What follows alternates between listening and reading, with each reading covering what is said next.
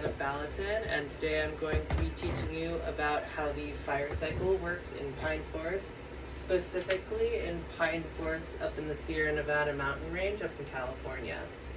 So according to Dennis K. Knight in 1994, he defined pine forests to be drier and warmer in climate, and they have really coarse soil, and they occur generally at higher altitudes.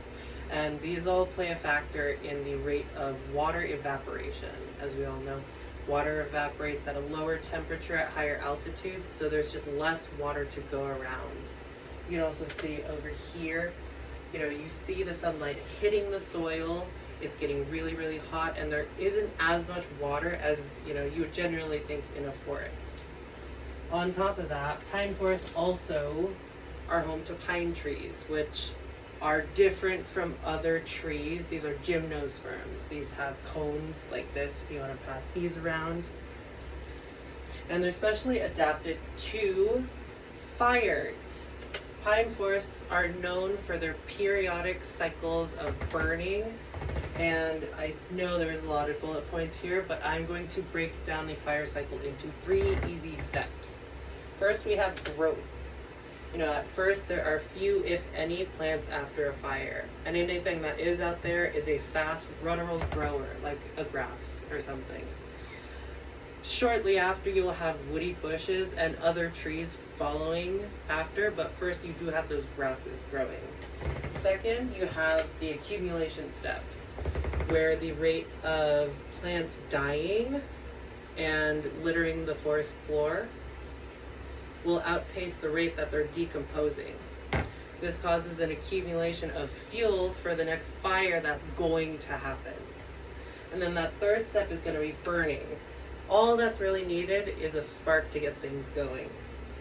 And you have plants up there like pine trees that are specially adapted to surviving a fire. And if anything's going to survive, it's going to be those things.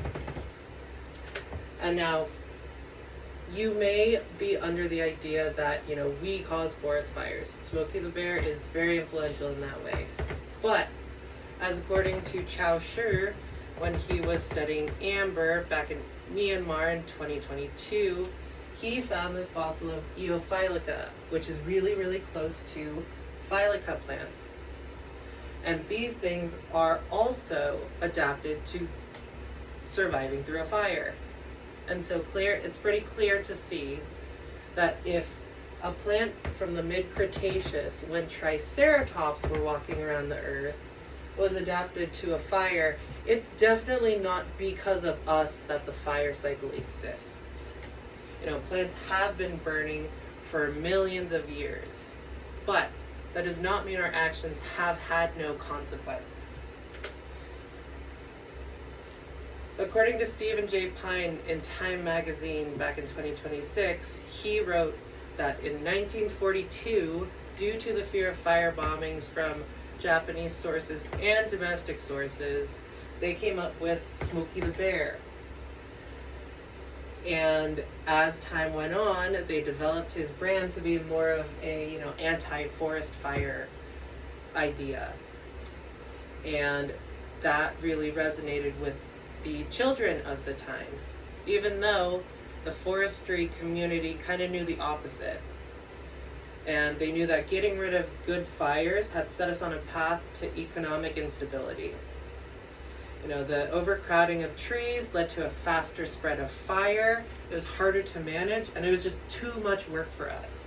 And it caused a loss of biodiversity, because some pines can't even pop out of their own seed without some sort of fire.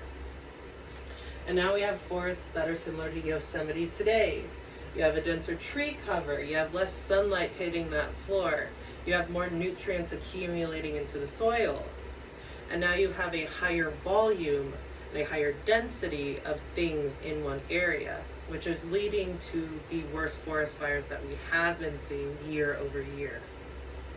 And I hope it's pretty clear that, although forest fires are destructive and they're scary and all that stuff, they do play a pivotal role in the health and the stability of our forest system as it works today. Thank you. I really hope that was 5 minutes.